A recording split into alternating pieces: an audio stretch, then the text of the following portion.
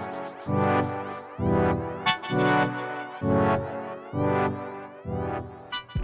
everyone, this is my 5 week out review.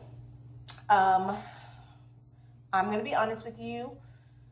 5 weeks out was the worst week for me. I wanted to talk to you guys about it because it was the first week that I felt like I didn't want to do this any longer. I had my mental breakdown. I call it my first mental breakdown because I don't know if there will be many. But basically, that Tuesday, which I don't know if this has anything to do with it, I got up, I did my morning cardio as usual. I went to the dentist, and I went to the dentist and they actually had to numb my left side of my jaw. And then I left there, went straight to the gym, and I remember going to the gym and I remember working out, and I just did not want to be there. I did not want to do it anymore. I was just like, I'm over this. Like, my workout was shit. And I completed it, but I just felt like blah. And I was just like, I don't know. At some point, driving home, it's when I had my mental breaking point. So I'm driving, and I'm actually, I know texting and driving's bad, but I was messaging my boyfriend, and I was talking to him, just kind of telling him how I felt inside as far as like wanting, like kind of being over it. I knew that quitting wasn't an option. In the back of my mind, quitting is not an option. I've come too far. But to have that feeling of not wanting to do something anymore and kind of feeling forced to do it, it's not a good place to be. So I don't know, at some point, certain feelings comes rushing to me where in the past, like, I've quit things, and I quit them because of, I guess, whenever I feel like the fun is sucked out of something, I don't want to do it anymore. And that's how I was feeling at the moment. Like, I've been, had fun with this prep, although it's been physically and mentally,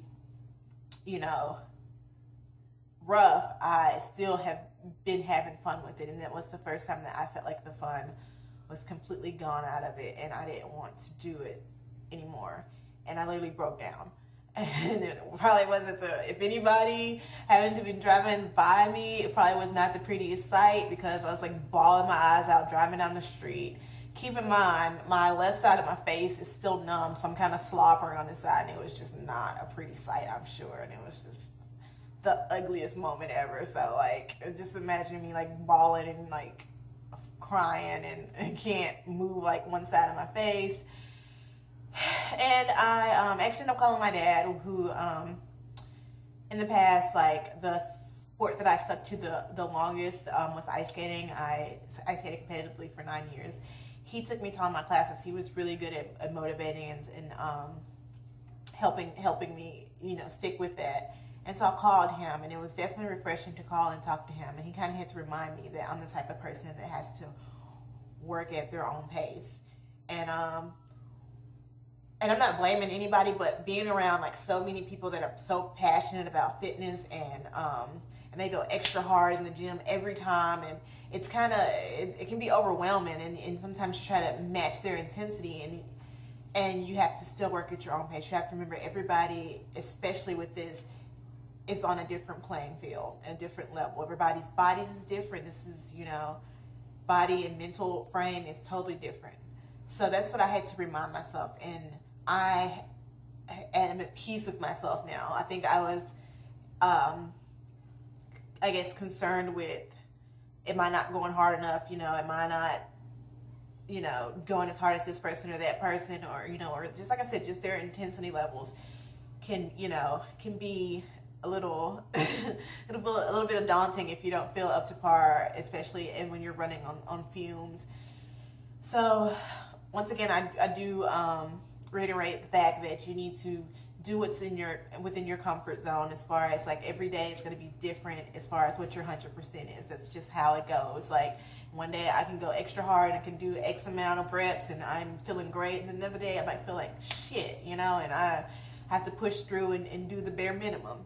And I'm okay with that. I'm at peace with that. So I had to find my peace again within this, because I was getting down to the we're getting down to the last weeks here, and I want to finish strong and all of that, but I have to realize that my strong now may not be as strong as it was a few weeks out when I had, wasn't, things weren't as physically demanding and mentally demanding as before. I also want to suggest to anyone that's thinking about doing a competition that be prepared that I've always been like a mentally strong person, so I don't know if it was like, of course, the restrictive foods and the exercise and all of that caused my mental moment just too much, but you have to be mentally strong to do this, to prepare for a competition. I know people sometimes they struggle with the diet part, and they fall off the wagon, which it happens. I've been really good. Like I said, that's my strong point. Dieting is not that hard for me. Although I must admit, last week I considered myself. I kind of cheated. I wouldn't say it was like a really bad cheat, but Friday night I was cooking my foods for Saturday, which I get no carbs during the week, and I refeed on Saturday and Sunday. And Friday night I actually was making my potatoes for the next day, and I was making them a different way, so they're kind of being pan fried and stuff, and I had to taste them for tenderness. And I tasted one, and it was ready, and it was really good. And then I tasted another, and then another, and another. And I had probably about 4 or 5 potatoes on my no carb day that I didn't supposed to have. So that's my idea of cheating. I know some other people have their breaks, but that's what I'm saying. Like, you have to be mentally strong for this, and be okay mentally. Like, I know sometimes some people, everybody has their different reasons for doing this, but if you have low self-esteem and you want to do a competition to prove something to someone, I just say be careful, because as I kind of noticed, some girls do get wrapped up in that. They're trying to prove themselves for something. Be careful. This is still a competition, and it is a very subjective sport. So although you might look physically your best, you're still being judged on somewhat level, and mentally that can get a little screwy. So you have to constantly remember to be, although it is a competition, to mostly compete against yourself, to being a better you. So this whole talk has just been mostly about the mental aspect of it, and how the things that you need to take a step back and just realize, like, it's mentally exhausting, and the physical nature of it will wear on you mentally if you're not already mentally strong. So with that being said, I'm not saying it can't be positive and it can't be great. Just make sure that you're doing it for your own right reasons, and to keep you in a healthy mind state while doing this, because it can break you, and I've seen it break other people.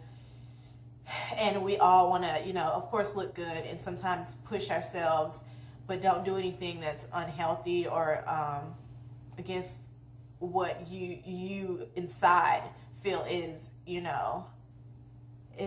feel is healthy for you. Like, you listen to your body and like I said, it's a competition, and we can all get a little competitiveness in us, but is it really worth, like, long-term damage to your body for like 15 seconds on the stage or whatever in a trophy? It's not.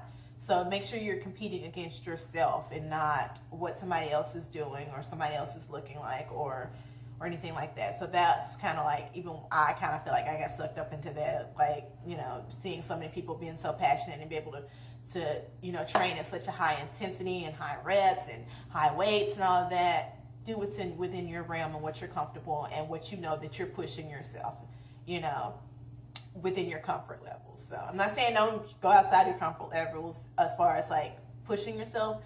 Just be aware of what you can do and what you feel comfortable with doing, and not do it for anybody else but for yourself. So that's my only advice to you guys, just because week 5 was my mental breakdown. I'm like, I'm crying and crap.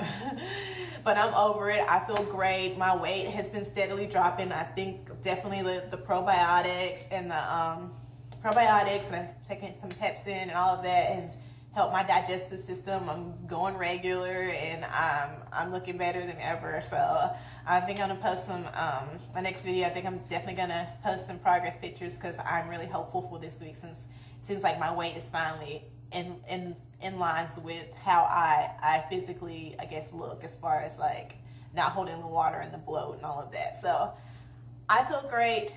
Thank you guys for watching. Hopefully this helps anyone who was wondering about anything in the future. And I hope to see you guys next week. Thanks.